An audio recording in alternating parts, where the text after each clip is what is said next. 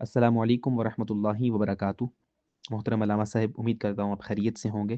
فقیر فرقان علی امینی، فارغ التحصیل جامعہ نظامیہ رضویہ لاہور، عرض گزار ہے۔ ازراہ کرم کسی طریقے سے میرا یہ پیغام حضرت علامہ و مولانا ثاقب شامی صاحب تک جلد از جلد پہنچا دیں۔ آج میں یہ پیغام پہلے تحریری صورت میں بھی ارسال کر چکا ہوں، واللہ اعلم وہ آپ حضرات تک پہنچ پایا یا نہیں، لہٰذا اب میں اپنے ارسال کردہ تحریری سوال کو پڑھ کر سنا رہا ہوں۔ حضرت کچھ کرم کیجیے۔ بسم اللہ الرحمن الرحیم۔ السلام علیکم ورحمۃ اللہ وبرکاتہ۔ برطانیہ کے شیخ اسرار نام کے مولانا صاحب کی ایک پوسٹ ہم تک پہنچی، جس میں موصوف نے کہا کہ یو کے بھر میں کوئی ریئل پیر نہیں، جبکہ ہمارے شہر لاہور کے علماء و مدرسین کے بقول یو کے کی سرزمین پر اہل علم پیران اعظام موجود ہیں، اور اگر دیکھا جائے تو بر صغیر پاک و ہند میں ہمارے کئی علماء کی نظر میں بے شمار ایسے شیوخ مسند ارشاد پر فائز ہیں جو کہ برطانیہ کے متعدد اہل علم شیوخ سے مرتبہ علم میں کم ہیں۔ تو اگر پورے یو کے میں کوئی ریئل پیر موجود نہیں تو ہندو پاک کے سنی صحیح العقیدہ راسخ فی العلم اور متقی علماء، جن کے مریدین کی تعداد ہزاروں میں نہیں لاکھوں میں ہے، کیا ان تمام مشائخ اعظام کو بھی غیر حقیقی پیروں کی صف میں شمار کیا جائے گا؟ کہیں موصوف اپنے ان جملوں کے ذریعے جعلی پیروں اور عاملوں کے رد کی آڑ میں حقیقی تصور بیت کے خلاف کوئی تحریک تو نہیں چلا رہے؟ ان جملوں سے تو تأثر یہی ملتا ہے کہ گویا دور حاضر میں حقیقی نظام طریقت کے وجود کا سرے سے انکار کیا جا رہا ہے۔ اگر ایسا ہے تو اہل علم کی جانب سے موصوف کا رد کیوں نہیں کیا گیا؟ کسی عالم کا ایسا کہنا از روئے شرع کیسا ہے؟ برائے کرم جلد از جلد تشفی بخش جواب عنایت فرمائیں۔ والسلام علیکم ورحمۃ اللہ وبرکاتہ۔ السلام علیکم ورحمۃ اللہ وبرکاتہ۔ بسم اللہ الرحمن الرحیم۔ مولانا فرقان امینی صاحب، دیکھیے آپ یہ جو فرما رہے ہیں نا کہ آپ رد کیوں نہیں کر رہے، تو دیکھیے جہاں کسی کی علمی گرفت کرنا بنتا ہے تو وہاں ہم تو ڈنکے کی چوٹ پر رد کیا کرتے ہیں، اور اگر کسی عالم کی کسی علمی خطا کی بنیاد پر دین کو نقصان پہنچ رہا ہو تو وہاں ہم ٹھیک ٹھاک رگڑا بھی لگاتے ہیں۔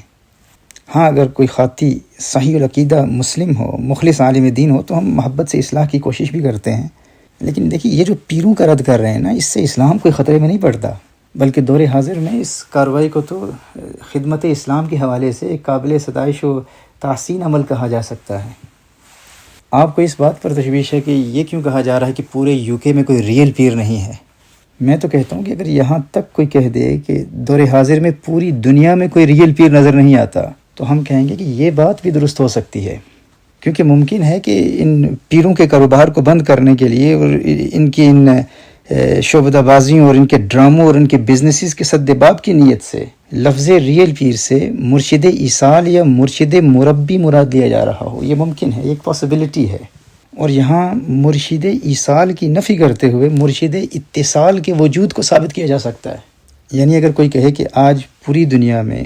کوئی ریئل پیر نہیں ہے تو ضروری نہیں ہے کہ اس کا مطلب صرف یہی ہے کہ پوری دنیا میں تمام پیر فیک ہیں۔ اس کا مطلب یہ بھی ہو سکتا ہے کہ پوری دنیا میں آج کوئی مرشد مربی یا کوئی مرشد ایصال نظر نہیں آتا۔ ہاں، مرشد اتصال تو بہت ہو سکتے ہیں، اور یاد رکھیے مرشد اتصال کا کوئی ولی اللہ ہونا بھی ضروری نہیں ہوتا۔ مرشد اتصال کے لیے کوئی شرط نہیں ہوتی کہ وہ لازمی طور پر کوئی ولی اللہ ہو۔ اب ہمارے یہاں چونکہ لوگ علم دین حاصل نہیں کرتے تو وہ سمجھتے ہیں کہ جس کے نام کے ساتھ مرشد یا پیر یا شیخ آ گیا تو اس کا ولی اللہ ہونا ضروری ہے۔ یاد رکھیے، پیر و مرشد ہونے کے لیے اللہ کا ولی ہونا یہ کوئی لازمی شرط نہیں ہے، کوئی ضروری نہیں ہے کہ وہ ولی اللہ بھی ہو۔ ہر پیر و مرشد ولی نہیں ہوتا، لیکن پھر بھی وہ پیر و مرشد ہو سکتا ہے۔ اور اسی طرح کچھ ایسے ولی ہوتے ہیں جو حقیقتاً اولیاء اللہ ہوتے ہیں لیکن وہ پیر و مرشد نہیں بن سکتے۔ ہاں، اب یہ علم کی کمی کی وجہ سے چند چیزیں لوگوں میں مشہور ہو جاتی ہیں اور پھر وہ اسی کو حقیقت سمجھنا شروع کر دیتے ہیں۔ ہمارے ہاں علم کی کمی کی وجہ سے یہ المیہ ہے کہ لوگ کسی کے نام کے ساتھ پیر یا مرشد دیکھتے ہیں تو وہ یہ سمجھتے ہیں کہ یہ بندہ ولی ہونے کا دعوے دار ہے، اور پھر ہماری یہ بیچاری جاہل عوام پیر کی ولایت اور ان نوسر بازوں کی کرامتوں کے چکر میں اپنی ساری دولت ان پیروں پر برباد کر دیتے ہیں، اور کسی میں اتنی جرت نہیں ہوتی کہ کسی پیر سے اتنا پوچھے کہ آپ کے پاس اتنی دولت کہاں سے آئی، آپ کا کاروبار کیا ہے، آپ کا بزنس کیا ہے، آپ کا ذریعہ آمدنی کیا ہے۔ آپ اپنے اثاثے تو ڈکلیئر کریں، کل تک تو آپ کو 2 وقت کی روٹی میسر نہ تھی اور آج ملینز میں کھیل رہے ہیں، ذرا اپنے ایسٹس تو ڈکلیئر کریں، اتنا پیسہ آیا کہاں سے آپ کے پاس؟ اب دیکھیے اس نادان مرید میں یہ جرت پیدا کیوں نہیں ہوتی؟ کیونکہ وہ پیر صاحب کی ولایت کی اعتقاد کی وجہ سے بد دعا سے ڈرتا ہے کہ یار یہ تو اللہ کا ولی ہے، میں دھتکارا جاؤں گا، میں برباد ہو جاؤں گا۔ اور پھر پیروں کے کچھ ایسے چیلوں نے بھی کہانیاں بنائی ہوتی ہیں کہ فلاں شخص تو اس نے یوں سوال کیا تھا اور اس کی نسلیں برباد ہو گئی، تو بھی دعا برباد ہو جائے گا۔ اب دیکھیے حضرت عبدالوہاب شعرانی علیہ رحمہ نے الانوار القدسیہ فی معرفت قواعد صوفیہ میں وہ فرماتے ہیں کہ اکابر مشائخ کا اتفاق ہے اس بات پر کہ محبت مرشد کی شرائط میں سے یہ ہے، یہ ایک شرط ہے کہ مرید اپنے مرشد کے علاوہ تمام لوگوں کی باتوں سے اپنے کان بند کر لے، یہاں تک کہ اگر تمام شہر کے لوگ ایک میدان میں جمع ہو کر اسے اس کے مرشد سے نفرت دلائیں تو وہ نفرت دلانے میں کامیاب نہ ہو پائیں۔ مرشد کے دشمن کو اپنا دشمن جانو، اور یہاں تک کہہ دیا جاتا ہے کہ بھائی جس گلی میں تمہارا دشمن رہتا ہے، مرشد کا دشمن رہتا ہے، اگر اس گلی کے قریب سے تمہارا گزر بھی ہو گیا تو تم فیض مرشد سے محروم ہو جاؤ گے۔ اب یہ تنقیح نہیں کی جاتی کہ یہ کس قسم کے مرشد کے بارے میں ہے۔ پھر شیخ اکبر محی الدین ابن عربی علیہ رحمہ کے آداب مرشد بیان کیے جاتے ہیں۔ اعلیٰ حضرت فاضل بریلوی علیہ رحمہ نے فتاوی رضویہ شریف میں جو آداب مرشد بیان کیے ہیں، اعلیٰ حضرت علیہ رحمہ تو فرماتے ہیں کہ مرشد کے حقوق باپ کے حقوق سے زائد ہیں۔ باپ تو مٹی کے جسم کا باپ ہے اور مرشد تمہاری روح کا باپ ہے۔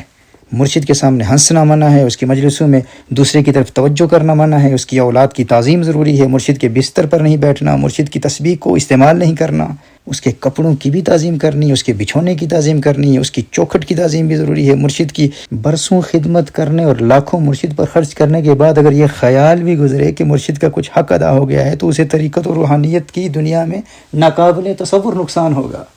اب جب مریدین میں یہ آداب معروف ہو جاتے ہیں تو وہ سمجھتے ہیں کہ ہمارا شیخ جو ہے وہ مرشد کامل اور مرشد مربی ہے۔ شیخ عبدالوہاب شعرانی علیہ رحمہ اپنے شیخ کے حوالے سے مرشد کامل کے آداب بیان فرماتے ہوئے فرماتے ہیں کہ مرید کے لیے ایک ادب یہ ہے کہ وہ اپنے مرشد کی موجودگی اور غیر موجودگی دونوں حالتوں میں مقدور بھر خرچ مہیا کر کے دے، یہاں تک کہ اگر سر پر اپنے کپڑے یا امامہ کے علاوہ اور کوئی چیز نہ پائے تو ان چیزوں کو بیچ دے، اور ان کی رقم سے جس چیز کی مرشد کی اہل و عیال کو حاجت ہو انہیں لے کر دے دے۔ وہ ایک مشہور پیر کا ایک مرید مجھے کہتا ہے کہ ساری زندگی اس پیر صاحب کے جوتے سیدھے کرتے رہے، ان کی خدمت کرتے رہے، اور اب مارکیٹ میں ایک نیا نمونہ اس کے صاحبزادے کی صورت میں لانچ کیا گیا ہے۔ اور میرے ابو جی کہتے ہیں کہ امام شعرانی علیہ رحمہ نے جو آداب بیان کیے ہیں ان کی روشنی میں اب پیر کی تمام اولاد کی بھی تم نے اسی طرح خدمت کرنی ہے جیسے ساری زندگی پیر کی خدمت کرتے رہے۔ اب جب اس قوم کی حالت یہ ہو تو میں نے کہا کہ اللہ کے بندے، تیرے والد صاحب نے ایسے آداب تو بتا دیے لیکن یہ نہیں بتایا کہ یہی امام شعرانی اسی کتاب میں مرشد کی شرطیں بھی بیان کرتے ہیں کہ وہ مرشد ہوتا کون ہے، اس کے اوصاف کیا ہوتے ہیں۔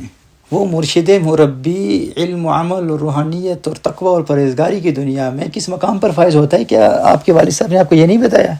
وہ تو مرشد مربی کامل مرشد ایصال کے متعلق بیان فرما رہے ہیں، جو کہ امام عبدالوہاب شعرانی علیہ رحمہ اور امام غزالی علیہ رحمہ کے دور میں بھی ان کے بقول ان کے دور میں بھی ایسے مرشد ڈھونڈنے سے بھی نہیں ملتے تھے۔ اب ہمارے آج کے اس دور میں ایسے مرشد مربی اور مرشد کامل کہاں ملیں گے آپ کو؟ اور اس بات کا اعتراف خود امام غزالی علیہ رحمہ اور الشیخ عبدالوہاب شعرانی علیہ رحمہ نے کیا ہے، اور اعلیٰ حضرت امام احمد رضا رحمہ اللہ اپنے زمانے کی بیتوں کا ذکر کرتے ہوئے اس حقیقت کا اعتراف کرتے ہیں۔ دیکھیے ہم اہل اللہ کے وجود کا انکار نہیں کرتے، وہ ہر زمانے میں ہوتے ہیں۔ ہمارا مطالبہ یہ ہے کہ وہ کامل مرشد، وہ مرشد مربی یا مرشد ایصال اگر اس وقت برطانیہ میں کوئی موجود ہے تو ہمیں دکھاؤ وہ کہاں ہے، ہم ان کی زیارت کرنا چاہیں گے۔ بلکہ میں تو اس حوالے سے یہ بھی کہتا ہوں کہ تمہیں اس بات کی تکلیف ہے کہ کوئی یہ کہتا ہے کہ پورے UK میں ایسا کوئی مرشد ایصال یا مرشد مربی نہیں ہے۔ اگر یہ دعویٰ پوری دنیا کے حوالے سے کرتے تو بھی ہم گرفت نہ کرتے، کیونکہ دور حاضر میں ایسے مرشد ایصال یا ایسے مرشد مربی دنیا میں مشہور نہیں ہوتے۔ وہ تو اگر موجود ہوتے بھی ہیں تو وہ گوشہ نشینی اختیار کرتے ہیں، وہ یا تو مزاروں میں ہوتے ہیں یا غاروں میں ہوتے ہیں، وہ انگلینڈ کے بازاروں میں نہیں ہوتے۔ اور اگر آپ اس زمانے میں ایسے مرشد مربی یا ایسے مرشد ایصال کو یہاں پر یہ انسٹاگرام میں یا ٹک ٹاک پر یا پھر سوشل میڈیا کے کسی پلیٹ فارم پر، یوٹیوب پر یا فیس بک پر تلاش کر رہے ہیں یا کسی ٹی وی چینل پر تلاش کر رہے ہیں تو پھر اللہ جل وعلا ہی آپ کے حال پر کرم فرمائے۔ ہم کیا کہہ سکتے ہیں؟ دیکھیے جہاں اختلاف بنتا ہے وہاں ہم اختلاف کرتے ہیں، ہمارے اختلافات رہتے ہیں، اور جہاں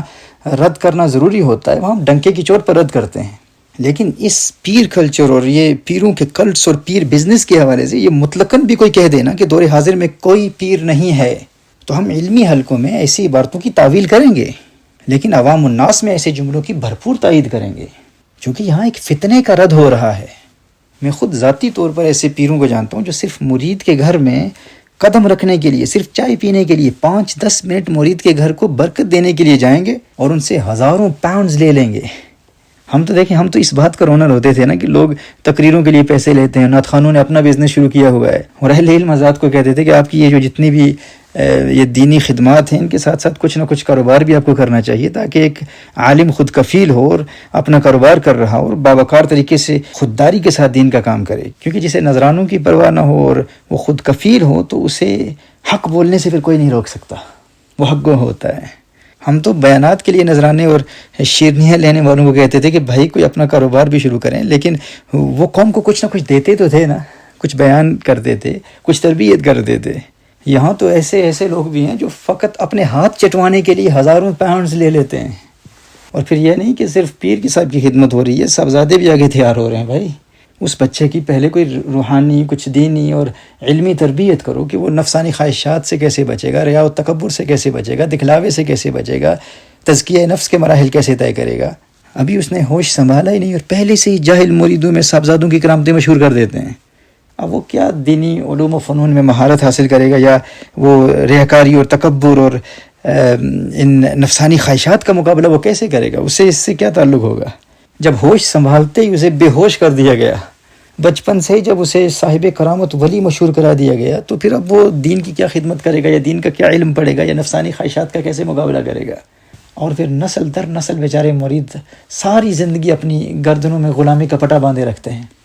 تو میں یہ کہہ رہا تھا کہ اگر کوئی اس مشن پر کام کر رہا ہو، ہاں شرط یہ ہے کہ اللہ کی رضا کے لیے کر رہا ہو، دکھلاوے کے لیے، اپنی برتری ثابت کرنے کے لیے نہیں۔ اخلاص شرط ہے۔ If it's coming from a place of sincerity, then alhamdulillah we will support the cause. However, if these types of moves are made because of a Machiavellian mindset, which disregards morality and ethics, moral conduct and genuineness,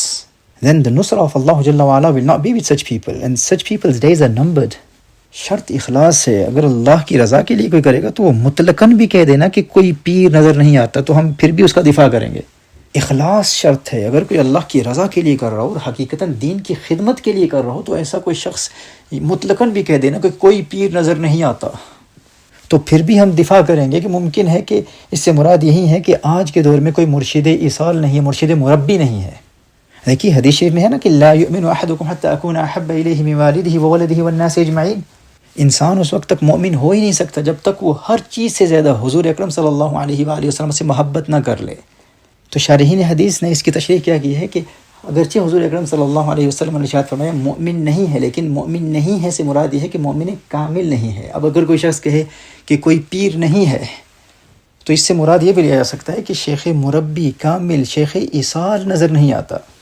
دیکھیے میری رائے ہے کہ ایسے مرشد مربی، ایسے مرشد ایصال دور حاضر میں یوکے تو کیا پوری دنیا میں کہیں ڈھونڈنے سے بھی نہیں ملتے، اور میری اس رائے سے مستند اہل علم اور مخلص شیوخ اتفاق کرتے ہیں۔ دیکھیے ہم تمام اہل حق شیوخ، اہل حق مشائخ اور آپ کے پیر صاحبان کا احترام کرتے ہیں، لیکن اگر وہ مرشد مربی ہونے اور مرشد ایصال ہونے کا دعویٰ کرتے ہیں تو اس دعوے پر ہم ان سے دلیل طلب کریں گے، ہم یوں ہی قبول نہیں کر لیں گے۔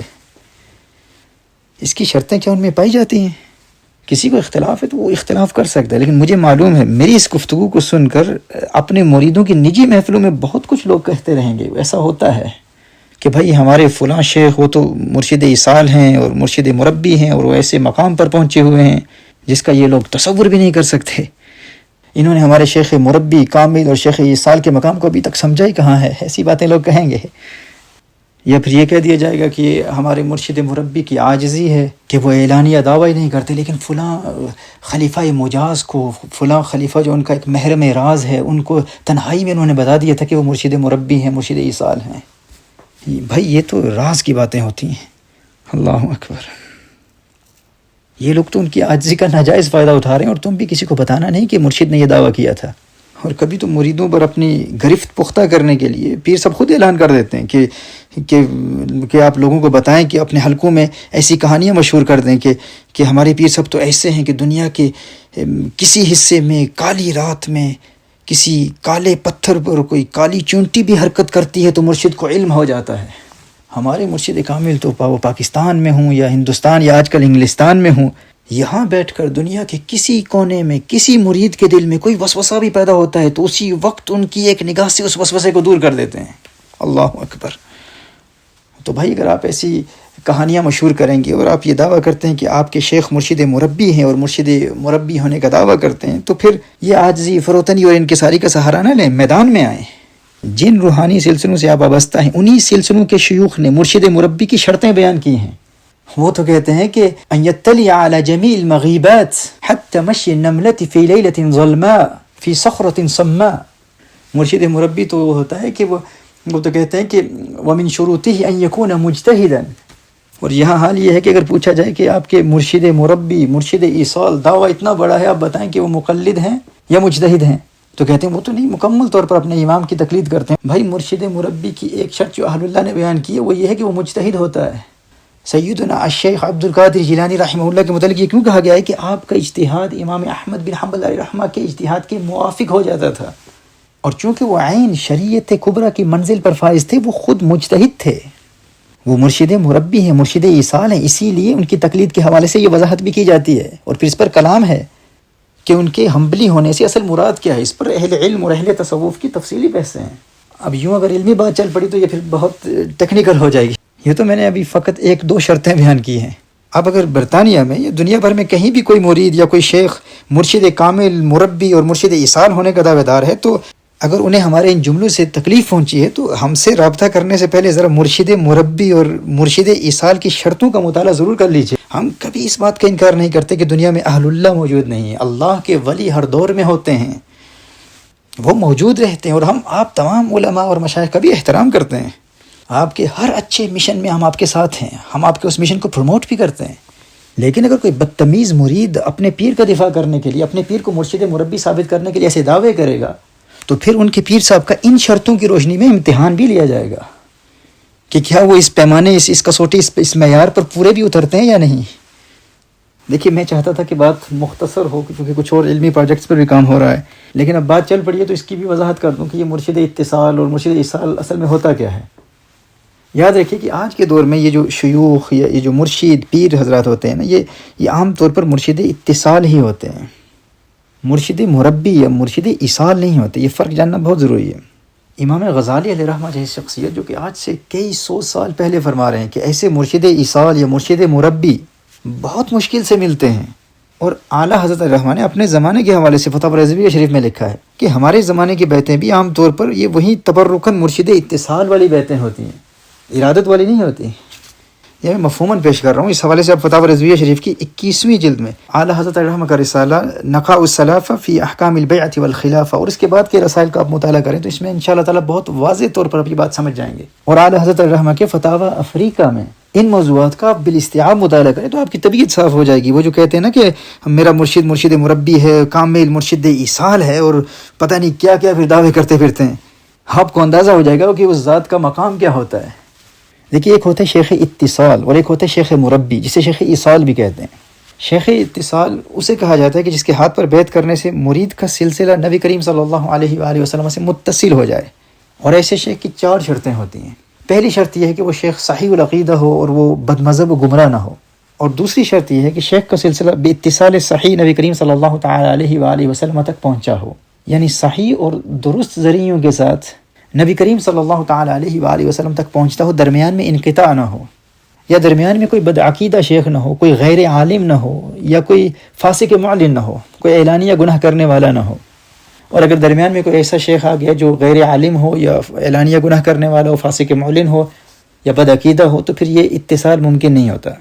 اب دیکھیے کبھی ایسا ہوتا ہے کہ صاحبزادہ صاحب اپنے والد صاحب کے ہاتھ پر بیعت ہی نہیں ہوتے، اور یوں ہی بزعم وراثت اپنے باپ دادا کے جانشین اور سجادہ نشین بن جاتے ہیں۔ وہ بس اپنے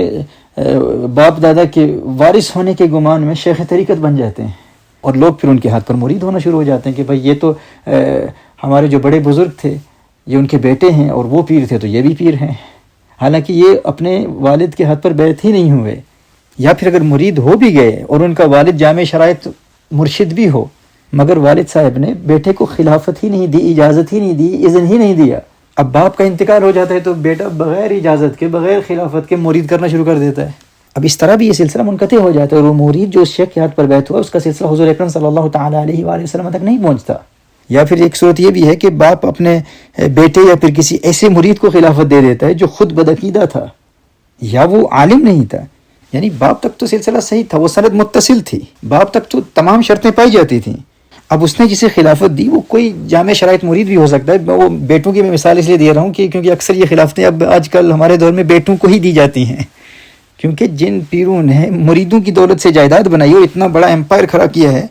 وہ خلافت کسی اور کے بیٹے کو دے کر اپنی اولاد کو اس جائیداد سے محروم کیسے کر سکتے ہیں؟ تو جن کی نظر مریدوں کی جائیدادوں اور جیبوں پر ہوتی ہے، مرید کی دولت پر ہوتی ہے، تو پھر وہ خلافتیں بھی اپنے بچوں کو ہی دیتے ہیں. لیکن جن کی وراثت حقیقی علمی وراثت ہوتی ہے اور روحانیت کی دولت ہوتی ہے، تو وہ خلافت اور اس روحانی وراثت کا وارث اسی کو بنائیں گے جو حقیقتاً اس کا حقدار ہوگا. یعنی جس میں کم از کم یہ 4 شرطیں تو پائی جاتی ہوں. اور یہاں میں اس وقت کوئی مرشد مربی یا مرشد ایصال کی بات نہیں کر رہا، یہاں فقط مرشد اتصال کی بات ہو رہی ہے. اور ہمارے ہاں حال یہ ہوتا ہے کہ صاحبزادہ صاحب کو دین کی مبادیات تک کا علم نہیں ہوتا، نہ علم عقائد ہے، نہ علم قرآن و سنت ہے، اور نہ خلافت کے اہل ہیں حضرت. جو شیخ اتصال بننے کا بھی اہل نہیں ہوتا، بچپن سے ہی اس صاحبزادے کی تعظیم یوں کرائی جاتی ہے کہ گویا کہ وہ جو شرطیں، جو آداب مرشد ایصال کے حوالے سے ہمارے اکابرین نے بیان کیے ہیں، وہی آداب مریدین کو، جاہل مریدین کو اس صاحبزادے کے حوالے سے سکھائے جاتے ہیں. یہ 4 شرطیں تو کجا ایسے بھی ہیں جو قرآن کریم کی چند آیات بھی تلاوت نہیں کر سکتے. تو بہرحال یہ شیخ اتصال کی دوسری شرط ہے. پہلی شرط کیا ہے؟ وہ صحیح العقیدہ ہو، بد مذہب و گمراہ نہ ہو. اور دوسرا یہ کہ سند متصل ہو. تیسری شرط یہ ہے کہ وہ مرشد و شیخ عالم دین ہو، وہ قرآن و سنت کا عالم ہو، دین اسلام کے علوم و فنون کو جانتا ہو، عقائد اسلامیہ کو جانتا ہو، فقہی مسائل کا جاننے والا ہو، وہ جاہل نہ ہو. تو تیسری شرط عالم دین ہونا ہے. اور چوتھی شرط یہ کہ وہ فاسق معلن نہ ہو، اعلانیہ گناہ نہ کرتا ہو. چونکہ شیخ کی، مرشد کی تعظیم لازم ہے اور فاسق کی توہین واجب ہوتی ہے، اور دونوں کا اجتماع باطل ہے، یہ ناممکن ہے. تو چوتھی شرط یہ کہ وہ فاسق معلن نہ ہو، اعلانیہ گناہ نہ کرتا ہو. پہلی شرط یہ ہے کہ وہ صحیح العقیدہ ہو، وہ بد مذہب نہ ہو، گمراہ نہ ہو. اور دوسری شرط یہ ہے کہ اس کی سند متصل ہو. تیسری شرط یہ ہے کہ وہ باقاعدہ عالم دین ہو، جاہل نہ ہو. اور چوتھی شرط یہ ہے کہ وہ فاسق معلن نہ ہو، اعلانیہ گناہ نہ کرتا ہو. اب جس میں یہ 4 شرطیں پائی جاتی ہیں، وہ شیخ کہلاتا ہو یا پیر یا مرشد ہو، وہ شیخ اتصال یا مرشد اتصال ہوتا ہے. اب اگر کوئی کسی مرشد اتصال کے ہاتھ پر بیعت ہو کر اس سند متصل سے فیضیاب ہونا چاہتا ہے، جس میں بے شمار اولیاء اللہ، عارف باللہ، کاملین، اہل اللہ موجود ہیں، جیسے سیدنا الشیخ عبد القادر الجیلانی رحمہ اللہ، سیدنا الشیخ معین الدین چشتی علیہ رحمہ، سیدنا الشیخ بہاء الدین نقشبند، شیخ الشیوخ سیدنا الشیخ شہاب الدین سہروردی رحمہ اللہ علیہ مجمعین، یہ سب اکابر اولیاء ہیں. تو دور حاضر میں کسی مرشد اتصال کے ہاتھ پر بیعت ہو کر وہ مرید یوں ان اکابر اولیاء کی اسانید متصلہ سے فیضیاب ہوتا ہوا اپنے سلسلے کو حضور اکرم صلی اللہ علیہ وآلہ وسلم سے متصل پاتا ہے. یوں سند متصل کے ذریعے نبی کریم صلی اللہ علیہ وآلہ وسلم کی ذات سے انسان کا سلسلہ متصل ہو جاتا ہے، اور اس کا فائدہ اسے دنیا اور آخرت دونوں جہانوں میں ملتا ہے. دیکھیے، میں نے صرف یہاں مرشد اتصال کے حوالے سے کچھ کلام کیا ہے. مرشد ایصال کا مقام وہ تو ایسا ہے، مرشد مربی جسے کہتے ہیں، اس کا مقام تو ایسا ہے کہ بڑے بڑے اہل اللہ نے اپنے اپنے زمانوں میں بیان کر دیا کہ ایسا مرشد ملنا بہت مشکل ہے. اور اعلیٰ حضرت علیہ رحمٰن نے تو یہاں تک فرما دیا کہ ان کے زمانے کی بیعتیں بھی اکثر وہ بیعتیں ارادت نہیں ہوتی، یعنی مرشد ایصال والی نہیں، وہ تو تبرکاً مرشد اتصال والی بیعتیں ہوتی ہیں. تو جب امام غزالی علیہ رحمہ اور سیدنا شیخ عبد الوہاب شعرانی علیہ رحمہ جیسے اکابر شیوخ کے زمانوں میں ایسا مرشد مربی ڈھونڈنا بہت مشکل تھا، تو ہمارے زمانے میں ایسا ریئل پیر آپ کو کہاں ملے گا؟ مرشد مربی تو کیا، مرشد اتصال کے ایسے بے شمار دعوے دار ہوتے ہیں جو دین اسلام کے علوم و فنون نہیں پڑھے ہوتے، قرآن و سنت کے عالم نہیں ہوتے. ایسے بے شمار لوگ ہوتے ہیں جو گمراہ ہوتے ہیں، بدعقیدہ ہوتے ہیں، اور پھر فاسق معلن ہوتے ہیں، اعلانیہ فسق کرنے والے، وہ بھی کہتے ہیں کہ ہم مرشد اتصال ہیں. تو جہاں مرشد اتصال جیسے ریئل پیر تلاش کرنا دشوار ہو، وہاں مرشد ایصال جیسا ریئل پیر کہاں آپ کو ملے گا؟ تو اس حوالے سے جیسا میں نے کہا کہ اہل علم حضرات اگر شیخ اکبر محی الدین ابن عربی علیہ رحمہ اور شیخ الشیوخ حضرت سیدنا شیخ شہاب الدین سہروردی علیہ رحمہ، امام غزالی علیہ رحمہ اور شیخ شعرانی علیہ رحمہ جیسے اکابر بزرگوں کی کتابوں کا مطالعہ کریں تو بہت سارے مسائل کے حوالے سے جو ذہنی الجھن کا شکار رہتے ہیں ان کی تسلی ہو جائے گی. اور اس حوالے سے اپنے فالوورز اور اپنے مقتدیوں کی تربیت بھی کیا کریں. اور جس طرح یہ جاہل قسم کے نام نہاد پیر یا عامل یہ جو عوام الناس کو یہ کہہ کر کہ جس کا کوئی پیر نہیں اس کا شیطان پیر ہے، یہ کہہ کر انہیں اپنا مرید بنا لیتے ہیں.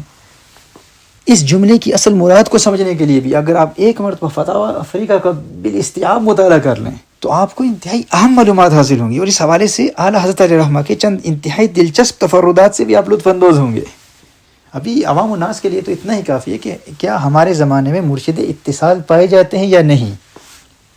تو تو جیسا مولانا نے اپنے سوال میں بیان کیا کہ اس کا تو کوئی انکار نہیں کرے گا نا کہ ہمارے زمانے میں ایسے اہل علم موجود ہیں جو صحیح العقیدہ بھی ہیں اور اسانید متصلہ بھی رکھتے ہیں، اہل علم بھی ہیں اور فاسق معلن بھی نہیں ہیں۔ ایسے شیخ اتصال کے ہاتھ پر اگر کوئی بیعت کرتا ہے جو اسے قرآن و سنت کا علم سکھاتا ہے، عقائد اسلامیہ سکھاتا ہے، فقہ کا علم سکھاتا ہے، حقوق اللہ اور حقوق العباد کا علم سکھاتا ہے، مہلکات اور منجیات کا علم دیتا ہے، گناہوں سے بچنے کے عملی طریقے سکھاتا ہے، اگر کوئی اپنے والدین کا باغی ہے، والدین کا نافرمان ہے تو انہیں والدین کا فرما بردار بناتا ہے، دین اسلام کے اصولوں کی روشنی میں اس کی تربیت کرتا ہے، اس کے ذہن میں پیدا ہونے والے وساوس کو دور کرتا ہے،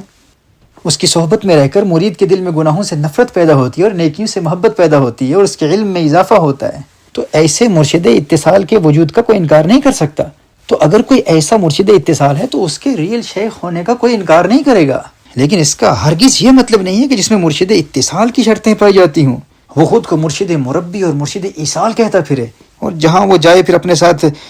کچھ کرائے کے مولوی بھی ساتھ رکھے جو اس کی کرامتیں اور اس کے فضائل و آداب یوں بیان کر رہے ہوں جیسے کہ وہ آج ہمارے اس دور کا خواجہ خواجگان ہے یا غوث الزمان ہے۔ دیکھیے اسی حکمت کے پیش نظر ہم کئی سالوں سے اپنی ہر دوسری کانفرنس میں اسی بات پر زور دیتے ہیں کہ علماء کرام اپنے کسی پیر کو خوش کرنے کے لیے اپنے سٹیجز پر دور حاضر کے پیروں کی ان کرامتیں بیان کرنا چھوڑ دیں، اور اگر کوئی مولوی کسی پیر کی سٹیج پر کرامت بیان کر رہا ہو تو وہ پیر خود اسے منع کرے، اسے فوراً روک دے۔ جب آپ آج کے پیروں کو جو زیادہ سے زیادہ مرشد اتصال ہوگا اور ایک مستند عالم دین چند ٹکوں کی خاطر اسے بھرے مجمع میں خواجہ خواجگان اور غوث الزمان اور شیخ الکل جیسے القابات دے گا اور پتہ نہیں کیا کیا کرامتیں بیان کرے گا، اور ایسی عجیب و غریب کرامتیں بیان کرتے ہوئے شرم بھی نہیں آتی کہ کس کے متعلق بیان کر رہے ہو، اور نیچے مجمع میں بیٹھا ہوا ہے کہ نوجوان دیکھ رہا ہے کہ اس پیر کی روزی روٹی اور اس کے گھر کے تمام اخراجات تو اس کے امیر مریدین کے گھر سے چل رہے ہیں، وہ بیچارہ سوچ رہا ہے کہ میرا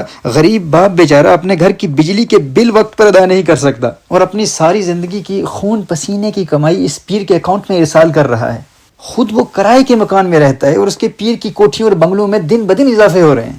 کسی مرید میں اجرت نہیں کہ پیر سے پوچھے کہ تیرا ذریعہ آمدنی کیا ہے، اپنے اثاثے اپنے ایسٹس تو ڈکلیئر کر، تیرے پاس دولت کتنی اور کہاں سے آئی ہے،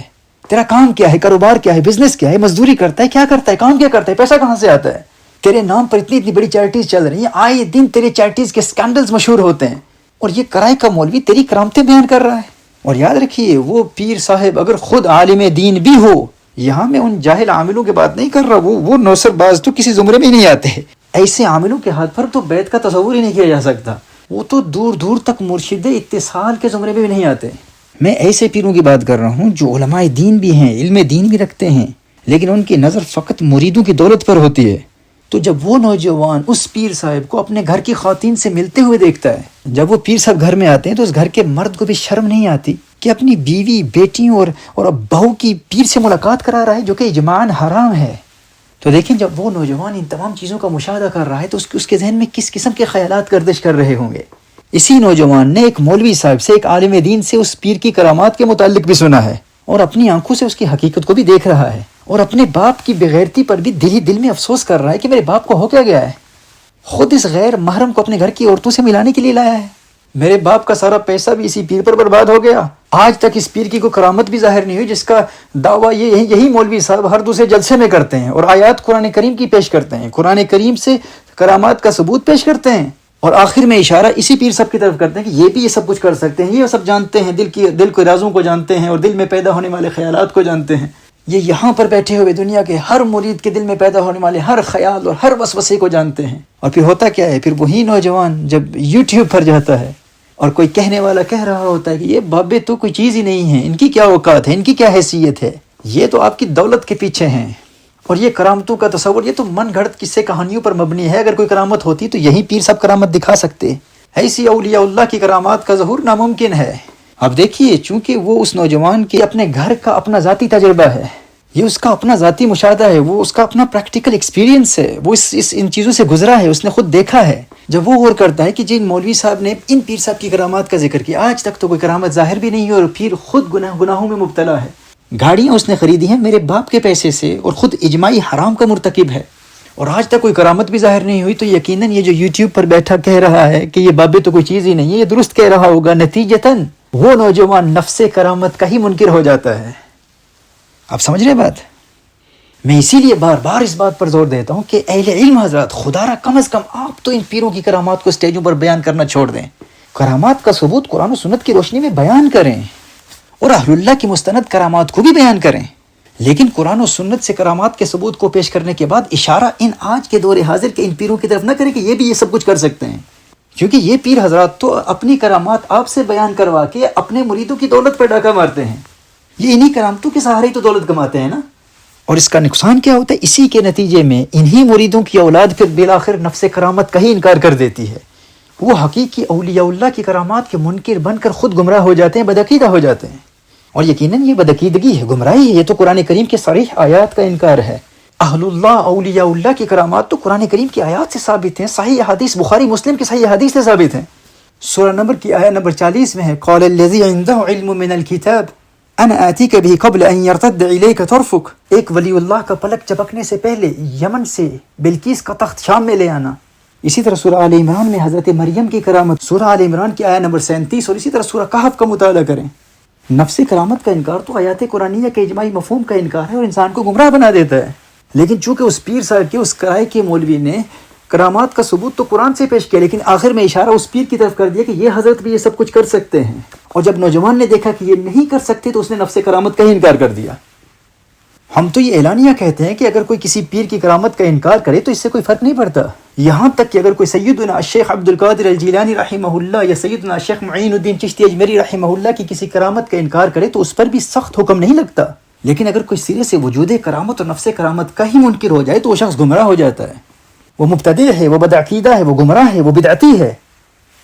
یہ جو میں ابھی مثال بیان کر رہا ہوں نا، جو باتیں بیان کر رہا ہوں، یہ میں اپنے ذاتی مشاہدات کی بنیاد پر، اپنے ذاتی تجربہ کی بنیاد پر بیان کر رہا ہوں، یہ میرا اپنا پرسنل ایکسپیرینس ہے۔ میں ایسے نوجوانوں سے ملا ہوں، یہ ان نوجوانوں کی گمراہی کا سفر بیان کر رہا ہوں کہ وہ کیسے گمراہ ہوئے، کہ ان کی گمراہی کی بنیاد کیا تھی۔ پھر کیا ہوتا ہے؟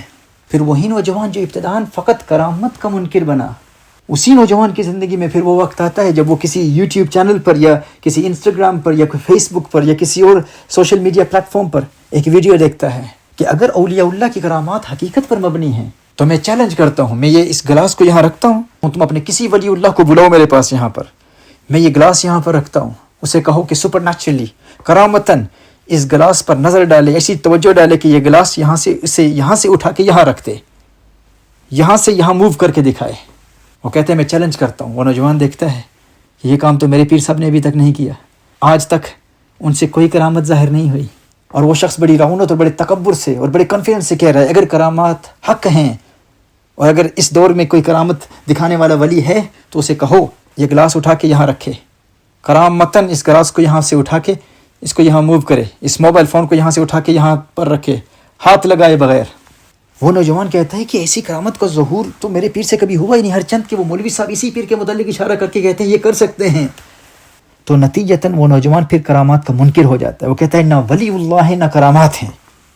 پھر اس کی زندگی میں وہ وقت بھی آتا ہے جب وہی نوجوان کسی حارث سلطان نامی ایتھیسٹ کا بیان سنتا ہے، اور وہ ایتھیسٹ بڑے تکبر اور بڑی خود اعتمادی کے ساتھ کہہ رہا ہوتا ہے، اعلانیہ کہہ رہا ہوتا ہے کہ تم نے بابوں کی کرامات کا انکار اس بنیاد پر کیا کیونکہ کوئی بابا اس گلاس کو اٹھا کر وہاں نہیں رکھ پایا، تو اب ایک بابا اور، اب میں تمہیں کہتا ہوں کہ ان سب بابوں سے بڑا مقام کس کا ہے تمہارے نزدیک؟ اللہ کا ہے۔ چونکہ یہ بابے اس گلاس کو اٹھا کر یہاں نہیں رکھ پائے تو تم نے بابوں کی کرامت کا انکار کیا، اب اپنے اللہ کو پکار اور کہو ہے اللہ تو اپنی قدرت کے ذریعے اس گلاس کو اٹھا کے یہاں رکھ دے۔ تو اس وقت وہ نوجوان پریشان ہو کر کہتے ہیں ہاں بات تو یہ درست کر رہا ہے، اگر اس وقت ولی کی کرامت ظاہر نہیں ہوئی تو میں نے ولی کی کرامت کا انکار کر دیا اور ولی کے وجود کا انکار کر دیا، اب اگر اللہ کی قدرت کا ظہور نہیں ہو رہا تو میں اللہ کی قدرت اور اللہ کے وجود کا انکار کیوں نہ کروں، والعیاذ باللہ۔ اب وہیں پاکستانی نوجوان نتیجتاً ایتھیسٹ ہو جاتا ہے۔ پھر ایک عالم دین اس نوجوان کی اصلاح کی کوشش کرتے ہوئے اسے بتاتا ہے کہ ہم اللہ کے وجود کو بھی مانتے ہیں اور اللہ کی حکمتوں کو بھی مانتے ہیں، اور جس طرح ہم اللہ کے وجود کو مانتے ہیں اور اللہ کی حکمتوں کو مانتے ہیں، اسی طرح ہم اولیاء کی کرامات کو بھی مانتے ہیں اور اولیاء کی کرامات کی حکمتوں کو بھی مانتے ہیں۔ کوئی ولی اللہ کے حکم اور اللہ کی حکمت کے خلاف کوئی کرامت نہیں دکھا سکتا۔ ہم نے کبھی یہ دعویٰ ہی نہیں کیا ہے، تم نے تو کسی پیر کے کرائے کے مولوی سے کرامت کے غلط تصور کو سنا اور یہ سمجھا کہ ہمارا یہ دعویٰ ہے کہ ہر ولی ہر وقت جب چاہے اللہ کی حکمت اور اللہ کے حکم کے خلاف بھی کرامات دکھا سکتا ہے۔ یہ ہم نے دعویٰ کب کیا ہے؟ ہم کہتے ہیں ہم اللہ کے وجود کو بھی مانتے ہیں، اللہ کی قدرت کو بھی مانتے ہیں، اللہ جب چاہتا ہے اپنی قدرت کو ظاہر کرتا ہے۔ اللہ کا ولی اللہ کی حکمتوں اور اللہ کے حکم کے خلاف کبھی کوئی کرامت دکھا نہیں سکتا. اللہ کا ولی اللہ کی حکمت کے خلاف کچھ نہیں کرتا. وہ جو کچھ بھی کرتا ہے اللہ کے حکم اور اللہ کے اذن کے مطابق کرتا ہے. اللہ کا ولی اللہ کی منشا کے خلاف کچھ نہیں کر سکتا. تم نے جو اس دولت اور ہوس کے پجاری پیر کی کرامت کو ظاہر ہوتے ہوئے نہیں دیکھا اور کرامت ہی کا انکار کر دیا، اور اس کے نتیجے میں پھر بالآخر اللہ کی قدرت اور اللہ کے وجود کا ہی منکر بن گیا. تو آپ خود دیکھیے، آپ خود غور کریں، اس بات کو سمجھنے کی کوشش کریں کہ ایک نوجوان کے ملحد ہونے کے سفر کا آغاز کس ڈرامہ باز پیر اور اس کے کرائے کے مولوی کی حرکتوں کی وجہ سے ہوا. اسی لیے ہم بار بار اس بات پر زور دیتے ہیں کہ کرامات کا ثبوت قرآن و سنت کی روشنی میں ضرور پیش کرو، کہ کرامات کا انکار تو انسان کو گمراہ بنا دیتا ہے، بدمذہب بنا دیتا ہے. لیکن دور حاضر کے پیرو تم خود باز آ جاؤ. اگر کوئی مولوی تمہیں خواجہ خواجگان یا غوث الزمان یا قطب الاقطاب اور شیخ الکل کہہ رہا ہو تو اسے فوراً کہو کہ اگر یہ سلسلہ جاری رہا تو میں یہاں نہیں بیٹھوں گا. اب اس حوالے سے میرے یہاں برطانیہ میں، USA میں، پاکستان اور ہندوستان کے بہت تفصیلی بیانات ہیں کہ ہماری نوجوان نسل ایسے شیوخ کی وجہ سے نہ صرف کرامات اولیاء کی منکر ہو رہی ہے بلکہ وجود باری تعالیٰ کے انکار کا ایک سبب یہ شعبدہ باز پیر بھی ہیں. اب چونکہ جیسا کہ آپ جانتے ہیں کہ گزشتہ تقریباً 6 سال سے 2020 سے 2020 سے لے کر ابھی تک سوشل میڈیا پر میرے نئے بیانات نشر نہیں ہو رہے. میں ان گزشتہ 6 سالوں میں جس ملک میں بھی جاتا ہوں، ہم ہر کانفرنس میں سختی سے منع کرتے ہیں کہ ہماری بیانات کی ریکارڈنگ کو نشر نہ کیا جائے. اب اس کی وجہ سے ہماری میڈیا ٹیم کے لوگ بھی بیچارے کافی عرصے سے میرے وہ پرانے بیانات کی آڈیوز پر ہی نئی تصویریں ڈال کر انہی بیانات کو نشر کرتے رہتے ہیں. اور اسی لیے اب یہ تقریباً میرے خیال میں 2 یا 3 نئے بیانات کے علاوہ 2020 سے لے کر آج تک میرے کوئی نئے بیانات نشر نہیں ہوئے، کیونکہ میری اب پوری توجہ سینہ بسینہ کام پر رہی ہے اور میری پوری کوشش رہی ہے کہ میں اس سوشل میڈیا سے دور رہوں. اور آپ احباب کے پیغامات بھی مسلسل آتے رہے اور آپ کے وہ تمام گلے شکوے اور ہماری یہ میڈیا ٹیم پر اعتراضات کے ریکارڈنگ کے باوجود آپ 6 سال سے نئے بیانات نشر کیوں نہیں کر رہے. تو اس میں ان کی بھی کوئی غلطی نہیں ہے. میرا اپنا ایک مزاج بن چکا ہے کہ میں نے رد الحاد کے حوالے سے خاص طور پر سینہ بسینہ کام کو ترجیح دینی ہے. لیکن چونکہ اسلام کے چند فقہی جزیات پر کیے جانے والے ملحدین کے اعتراضات کے جواب پر ابھی میرے کچھ بیانات نشر ہوں گے تو ان کے ساتھ چند وہ خطابات جو خاص طور پر 2022 اور 2023 میں ولایت اور کرامات اولیاء کے حقیقی تصور اور ان نام نہاد پیروں کے طریقہ واردات کے حوالے سے آج سے 2-3 سال پہلے جو خاص بیانات کیے گئے تھے، ہم ان کو بھی انشاءاللہ تعالی نشر کریں گے. اور ان عوامی لیکچر سے یہ بات بالکل واضح ہو جائے گی کہ ان لوگوں کے رد کی ضرورت کیوں ہے. اور آج ہمارے شہر لاہور کے حضرت علامہ مولانا فرقان علی امینی صاحب نے جو اہم سوال بھیجا ہے اس پر میں نے کچھ کلام کیا، اور اس موضوع پر ابھی میں نے مرشد ایصال یا مرشد مربی پر تو وہ تفصیلی کلام کیا ہی نہیں ہے. مطلب بالکل بنیادی چند باتیں آپ کے گوش گزار کی ہیں. اور مرشد اتصال کے حوالے سے بھی جو چند باتیں کی ہیں وہ بھی بہت بنیادی باتیں ہیں، ابتدائی باتیں ہیں، تاکہ عوام الناس اسے آسانی سے سمجھ سکیں. اللہ جل وعلا ہم سب کو اخلاص کے ساتھ اپنے ہر دور کے فتنوں کا مقابلہ کرنے کی توفیق عطا فرمائے. اللہ جل وعلا ہم سب کو ایمان کی سلامتی عطا فرمائے. جزاکم اللہ خیر و احسن الجزاء. والسلام علیکم ورحمۃ اللہ وبرکاتہ.